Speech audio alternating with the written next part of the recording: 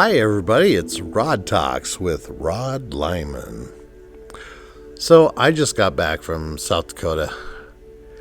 Yeah, it was not a happy trip. It was kind of a sad trip, actually. Not kind of, it really was a sad trip. I had to bury my mother. And that's very sad. My mother and I had our ups and downs, but I still loved my mom so much. She was a wonderful lady. She had beautiful gifts herself and that, but she sometimes was a little harsh, not just on herself, but her children also. It was kind of a emotional roller coaster while we were there, and it seemed to have some effect on me on how I saw things and how I felt about things. Now, mind you, I work at a Reiki academy. I do Reiki every day. I work with people every day. I do structural work on people, which is energy chiropractic work, that is. I work with people constantly. So I'm around spiritual people all the time. And this is kind of odd to be around a group of people that really have no idea what I do.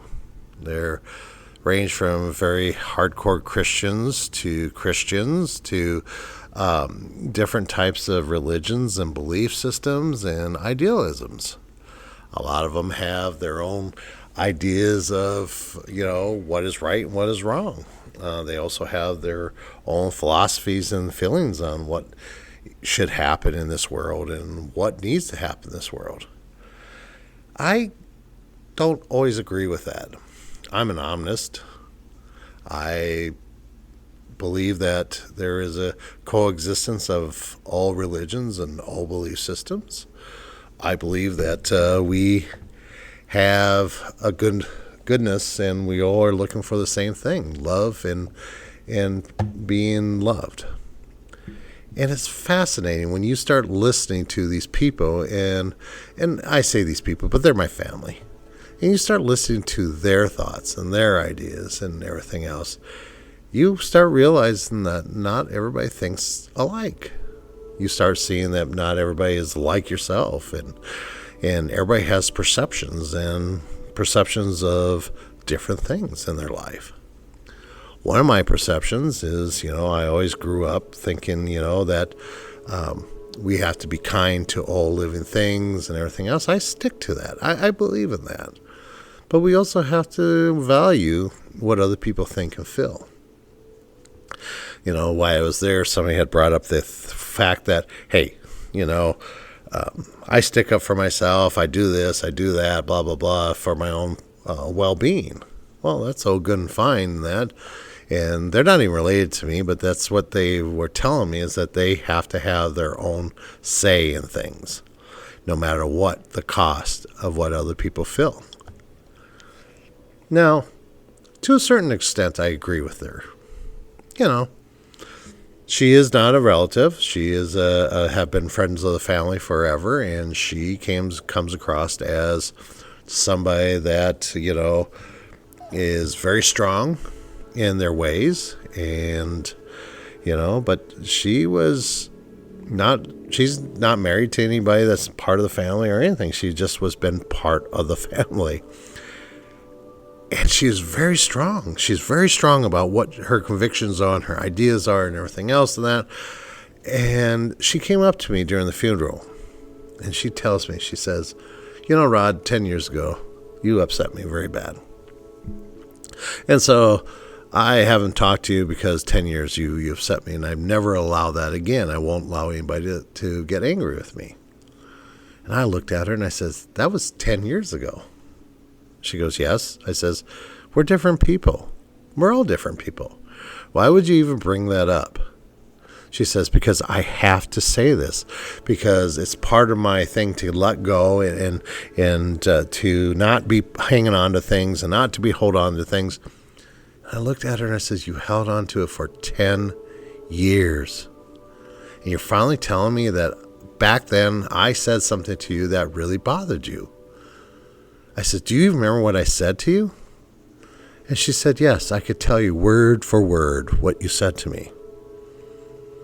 I was a little shocked, and I was actually kind of hell-bent on that, thinking to myself, she's waited 10 years to tell me that she's angry with me, that I said something 10 years ago that upset her. No, that's not in any way, shape, or form how this works, okay? I am not the same person. I don't even remember saying that. I have no idea the contents of what I was doing or who I was or whatever there. I don't know what she's talking about, but it did upset her.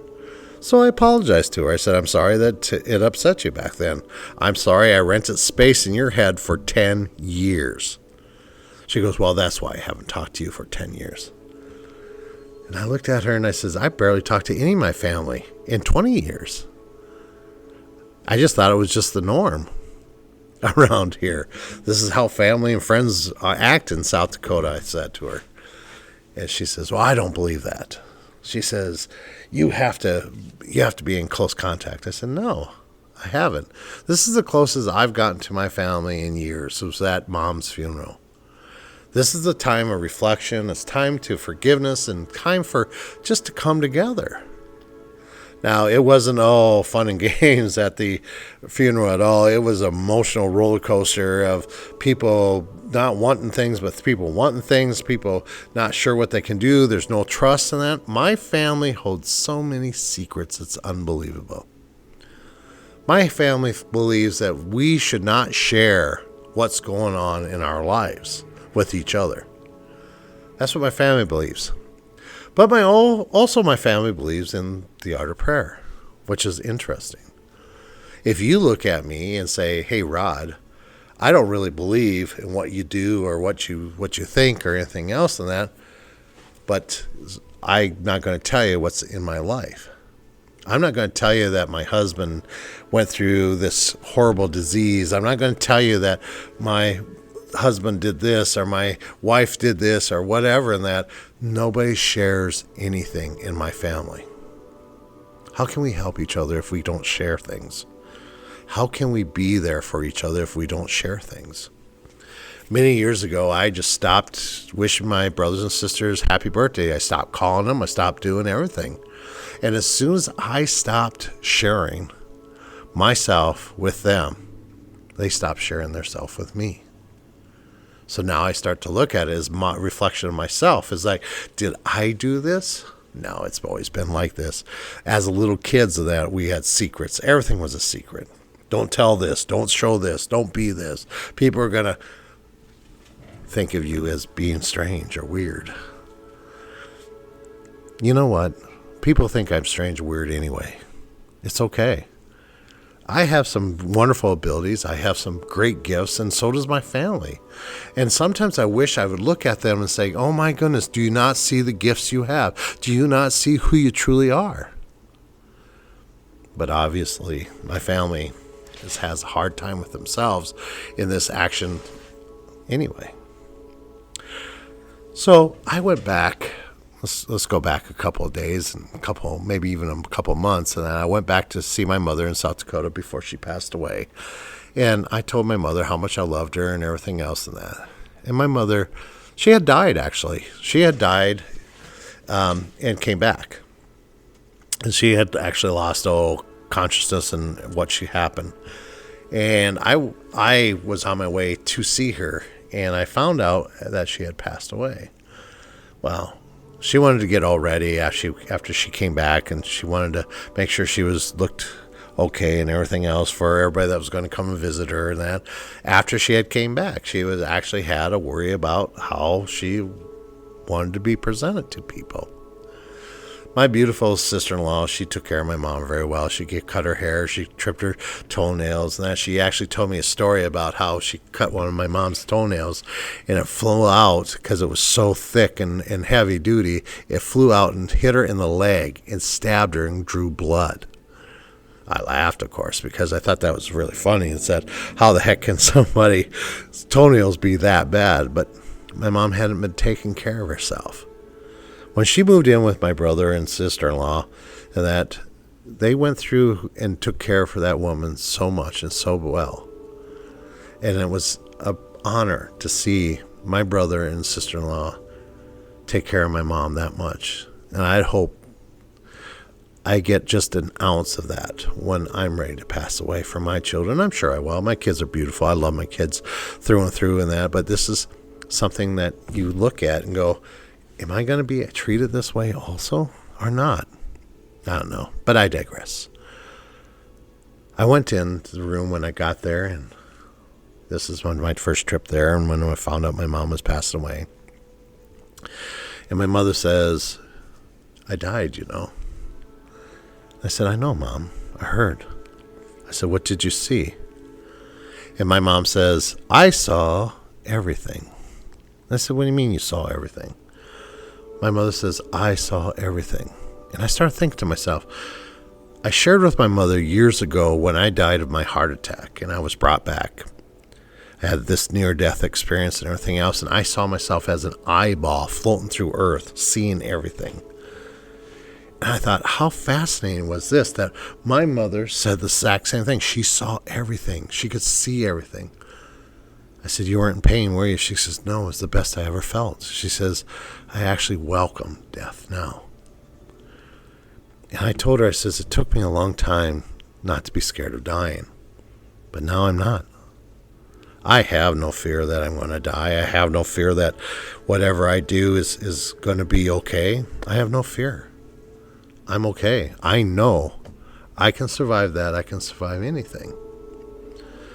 We had a long conversation about death and living and everything else and that. And I asked my mom, I says, do you want to live? She says, not in pain. I says, well, I'm sure my brother and sister-in-law will do everything they can to make sure you're not in pain. And they did. They did everything they could. They were so beautiful. They helped Mom so much. They bathed her and took care of her and everything else and made sure she had enough medicine. Now, my sister-in-law and brother are both in the healthcare field. They know what medicine does, and they know how to use the medicine, and they know how and what to do with the medicine. So my beautiful brother and sister-in-law took care of my mom in many different ways and that, but my mom was comfortable too. So after we left and went back to Arizona here from South Dakota, my mom had a rally point, which, that's also a scary point. My mom rallied. She was up walking around. She would go outside and everything else. She had this beautiful rally. And when a person rallies, that they're coming to their end. But I was very hopeful that Mom was not going to come to her end. I was hopeful that my mom would make it through this and that my mom would be okay. But she passed away. The day she passed away, I could feel it. I knew it. I didn't want to answer my phone. My sister called, my brother called, and I did not want to answer my phone because I knew what the answer was. I already knew what was happening. So I was like, you know what, I'm just going to talk to him. I already know this. I had a feeling that my mom has gone already and everything else. But I felt that feeling of disconnection. The feeling of disconnection is the weirdest thing. It means that you disconnected a cord from yourself that you've been attached to for many years. Yes, this year I turned 60 years old. So yes, I've been attached to my mother by a cable for over 60 years. No, over 59 years. And that cable was severed. Now, the first time that cable ever was severed with me was with my Grandma Adams. I lay in bed with her as she's dying, and she passed away while I'm snuggled up next to her, and I felt her leave. I saw her spirit set up, and I saw her pull her cord, and I saw her leave. I'm just a little boy. I didn't know how to even react to that. It's actually scared me to know that my mother and my grandma were actually attached to me that much. Because it makes me wonder now, when I pass away, am I going to be that attached to somebody? Am I going to hurt somebody as much as that hurt me? Go back to my Grandma Adams, who passed away in the bed with me laying next to her, which was in the hospital. Everybody came in and kicked me out, pulled me out of the bed and everything else, said, you got to leave the room. I had no idea what I just experienced. I had no idea what had just happened to me. I had no idea that my grandma was gone. After all these years, probably it's been 50, almost 50 years ago, my grandma passed away, and I still feel that. And ever since then, I have watched many people pass away. I've held hands of many people that have passed away. I've watched many people pass away. I've watched every people, as they pass away, they set up, pull a cord, and leave. Now, this cord I'm talking about is that golden cord that's between the shoulder blades of your back, which is attached to you so you'd never lose your body until it's time. Well, I watched a lot of people do that. This time, I didn't get to see my mom do that. I didn't get to see what happened. But I felt it. I felt very strongly. I felt this intense tug at my heart, and I knew that there was a broken heart in there, that my mom is gone. I will never see my mother again. I just kind of shoved that away, and I just kind of put it back into my heart, and I was like, you know what? I got things to do. I got places to go and people to see. So, well, a little side story is that getting prepared to go back to South Dakota because I don't fly, and you guys probably heard that in one of my other podcasts, is that I'm claustrophobic and can't get in an airplane. So we're getting ready, getting the car ready to go back to South Dakota and we get sideswiped. We get T-boned. Total out my vehicle. So I had to go get another vehicle. I had to get and find a vehicle that would get me back to South Dakota that I could afford. God prevailed. God showed me the way. God showed me who to talk to and where to go. And it was so interesting that, yes, God, source, higher self, however you want to describe it, that I had an outside energy that was showing me where to go. I found a vehicle. I found what I needed and everything else, and we were off the very next day. This vehicle is a hybrid. It's half gas, half electricity, and usually cost us in our old Honda was $70 to fill up the tank of gas, since gas has gone up so much. We got to South Dakota on $75 worth of gas for this on this hybrid. That alone is a miracle, and it's amazing. I love it. Got almost 60 miles a gallon. It's so excited about that, but that's just a side note. My daughter, my beautiful daughter, who just graduated from nurse practitioner school, and that she's now a nurse practitioner. I'm so proud of her, this girl. She's amazing. She came with us. We stayed in the motel the first night on our way to South Dakota. I couldn't sleep. I kept seeing the shadow on the wall. It kept floating around and that. And finally I said, "Is that you, Mom?" In my head. And I heard yes. I said, "You okay, Mom?" She says, "Yes." I said, "Do you have any messages for me?" She says, "Yes." She goes, "Rod, be strong." Of course, my first intention is being strong. Okay, I'll be strong. Yeah, I can be strong for my family. I'll be there for my family. I'll do whatever I can for my family. I'll stick up for my family. I'm there for my family. I'll be strong. That's not what she meant. My mother did not mean to be strong in any action that I had to be strong to be who I am. It did not mean that. It did not mean that I had to protect my family and be there for my family and be strong for them. It meant be strong and don't go into hiding. There's been so many deaths, and I've had so many losses in my life, and a lot of times I just go in my bedroom and meditate, and I stay in my bedroom for a long time. I don't like to talk to people. I don't like people sometimes. I just don't like being around people sometimes. I love souls. I love people's souls, but I don't like people. So I got what Mom said. It's like I had to be there. I had to go do this thing and everything else. And I had trials and tribulations where I almost packed the car up and drove back home because I didn't want to be there. I didn't want to be part of this. I didn't want any of this. I wanted to go bury my mother. I wanted to tell my mother how much I love her, and I wanted to come home. I didn't need any side notes or side sadness and side this and side that. I'm tired of that. But I was strong enough to stay. I was strong enough to be there for people and to listen to people and just know. just know that Mom was still in my heart. And that when she said, be strong, it had nothing to do with being strong for anybody but myself. I have this beautiful children. Desiree, who's a nurse practitioner. Zach Lyman, who is a comedian and a marketer. He's just wonderful. And I have Kim, my oldest daughter, who I miss and love dearly. She lives in Minnesota, and she was not able to make it to the funeral. She was pregnant, and she's got 4 weeks left, and it's been quite a trip for her. So I understand that. So I didn't get to see my daughter and my grandbabies. But it's important to know that I have these wonderful people in my life.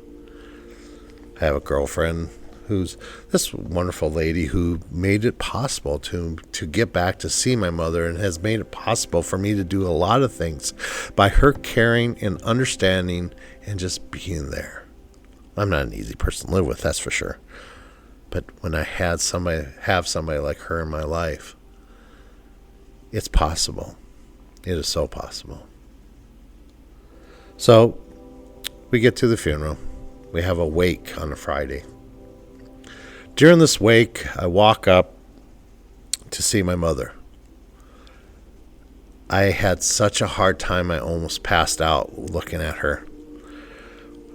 The room started spinning. It looked like she was just going to set up and start talking to me. I mean, she looked so peaceful, but yet she looked like she was still alive. She looked like she had energy around her and in her and that, but I know her soul wasn't there. I couldn't feel it. I couldn't feel anything, but I knew she was there. But then again, I knew her soul and spirit was there too, and I could feel it.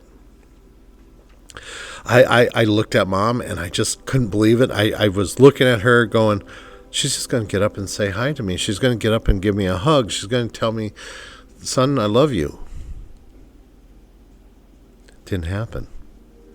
I'm sitting there in my mind going through all these things, looking at my mother, almost feeling like I'm going to pass out because I can't see the difference between reality and physicality and spirituality.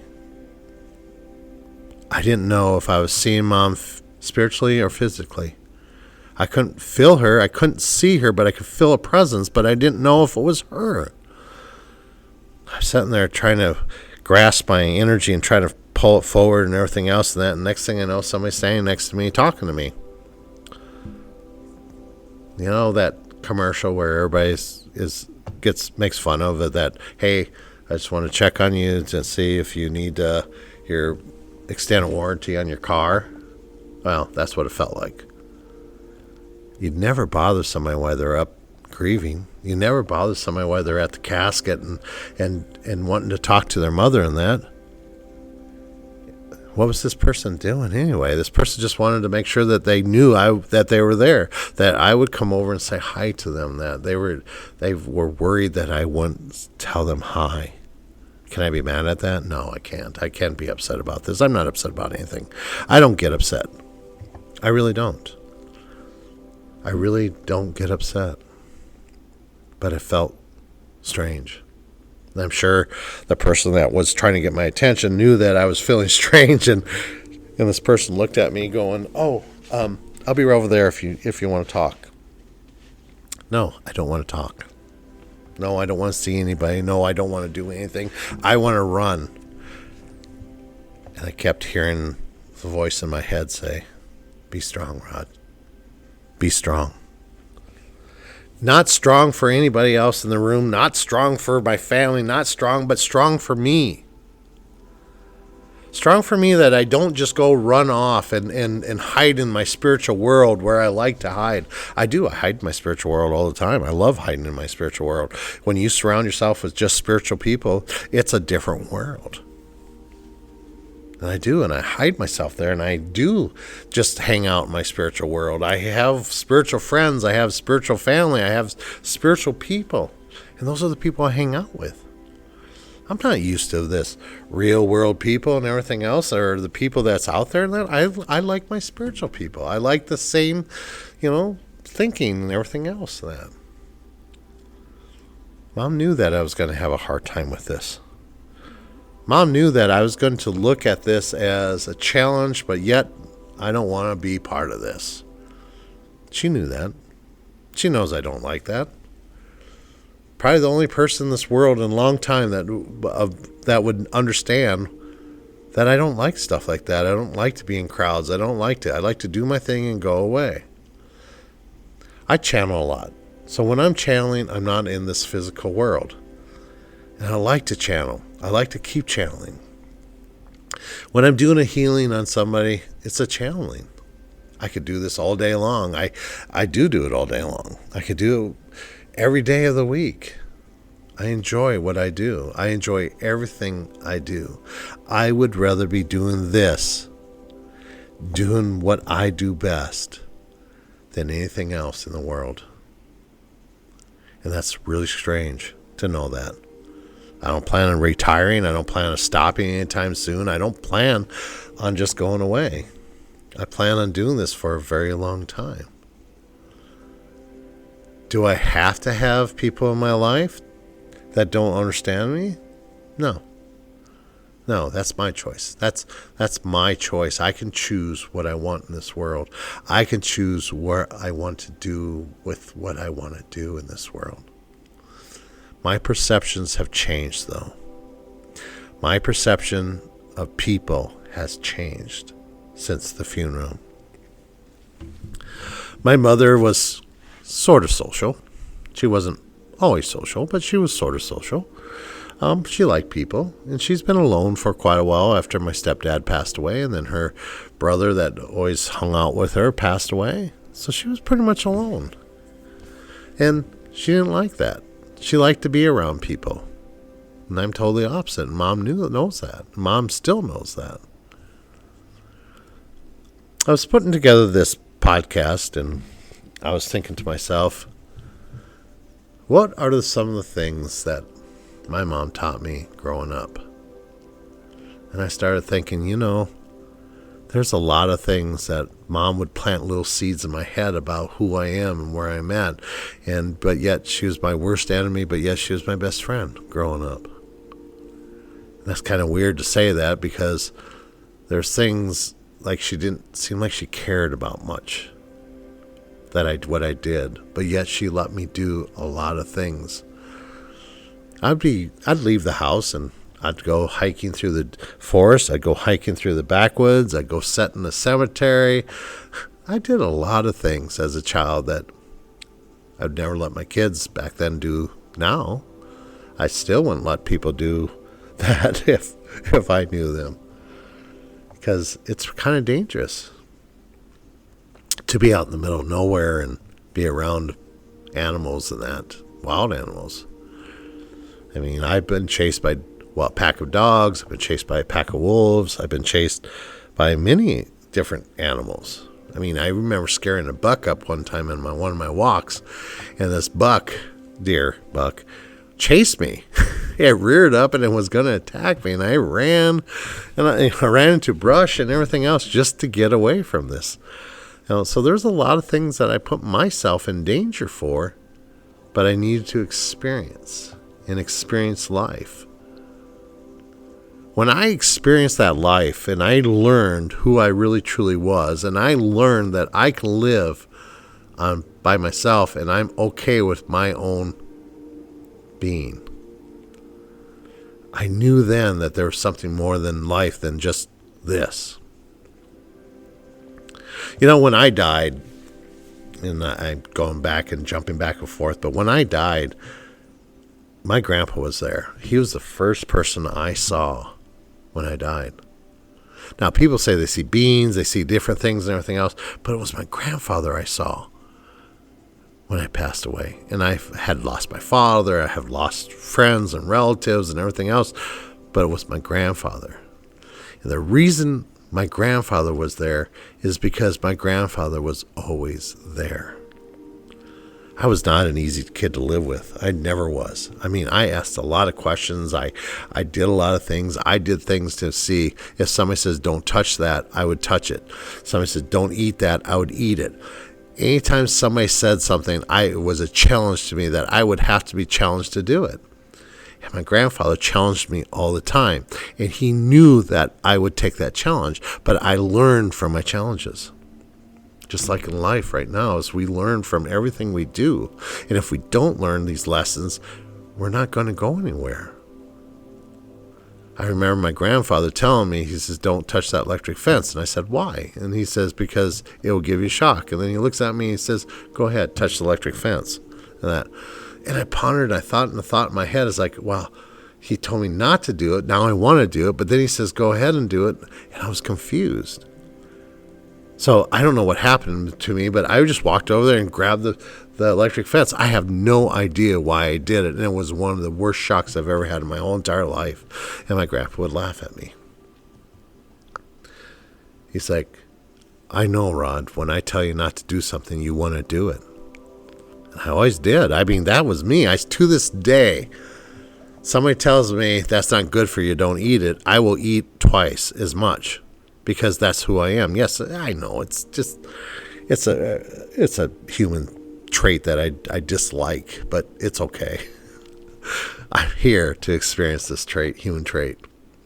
But my grandfather, he would test me in many ways. And one day, my grandfather was checking and make sure that every spark plug in his car was working. Now, my grandfather could take a shock like you wouldn't believe, and he'd take a jolt like you wouldn't believe. And so what my grandfather would do was he'd pull the caps off the spark plugs and get a jolt. Oh, that one's working. Get another jolt. That was working. I was like, Grandpa, what are you doing? He says, come here. I said, well, what are you doing? He says, I'm checking. And my grandpa held his hand out. And I grabbed my grandpa's hand, and he checked one of the spark plugs, and it fired at that time. I could not let go of my grandpa's hand, but I went down like a rock. And my grandpa finally let go of the wire, and it was an amazing, unbelievable shock, and I can't believe we're still alive. It was so powerful. It was a very powerful shock.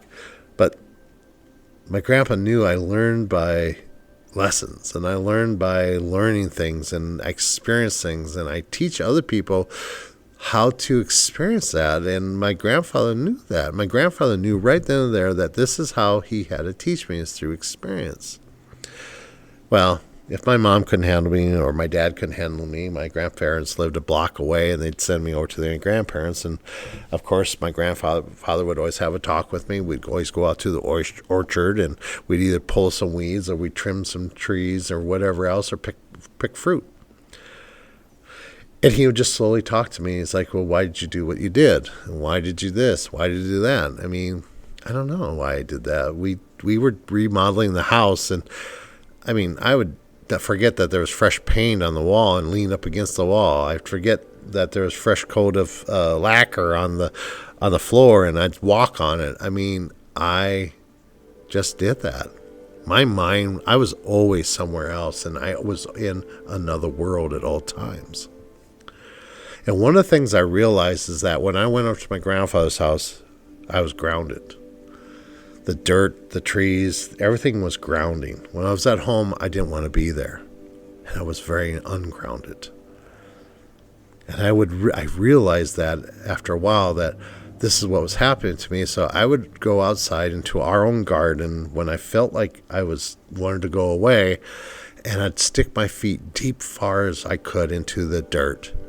And I would just feel those dirt running through my toes and everything else. And I'd say to myself, this is what I need. I need this power. I need this to feel grounded here. And I did. And I think that was one of the biggest reasons why I made it through school, is because at recess time, I'd go ground myself once I realized that's what I needed to do. I didn't know it was called grounding at the time. Of course, nobody really did. They thought I was weird by taking my shoes and socks off behind the schoolhouse and digging my feet into the grass and everything else and just sitting there. No, I wasn't the part that participated in the basketball or the crack the whip or whatever we would play out on the playground then. I kind of was off to my own. But yet, I wasn't. I felt I was always with somebody. Yeah, I was kind of a loner, I guess, in a way.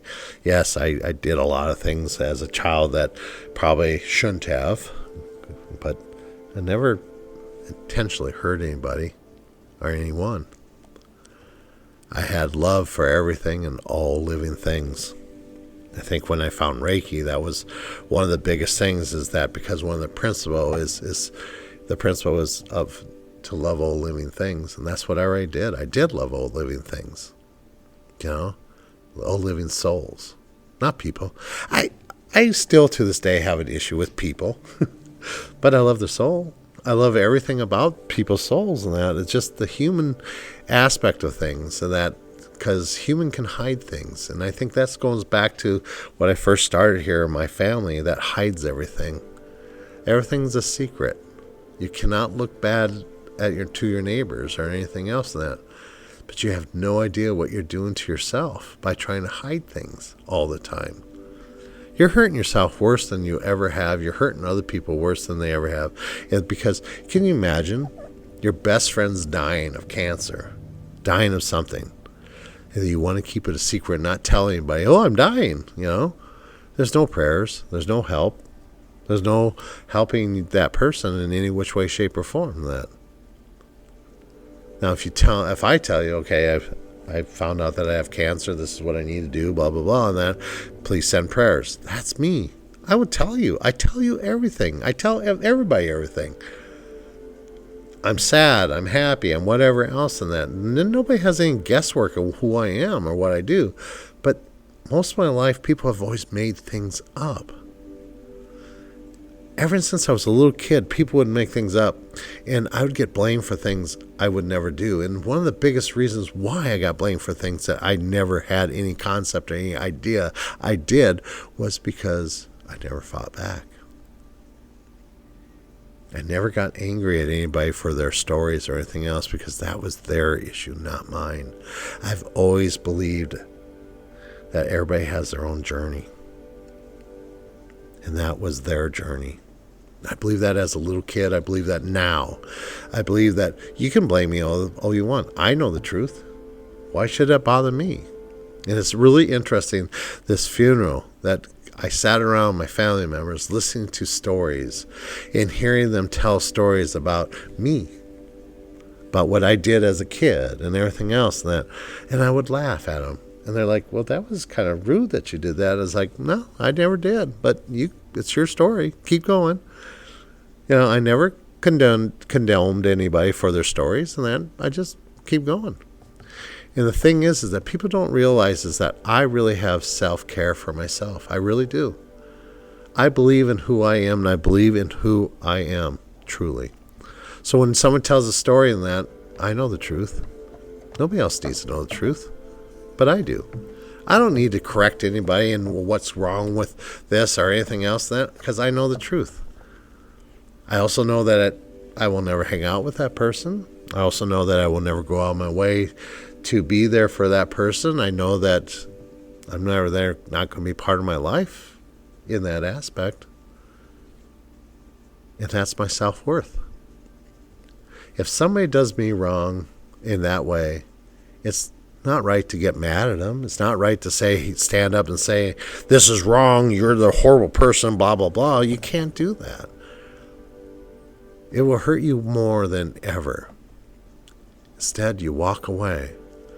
They're going to miss out on a pretty wonderful human being.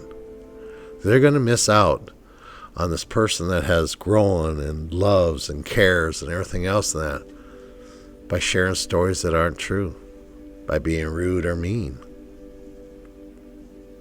When we do this and we walk away and we just cut the cords from everybody that we feel don't deserve our love.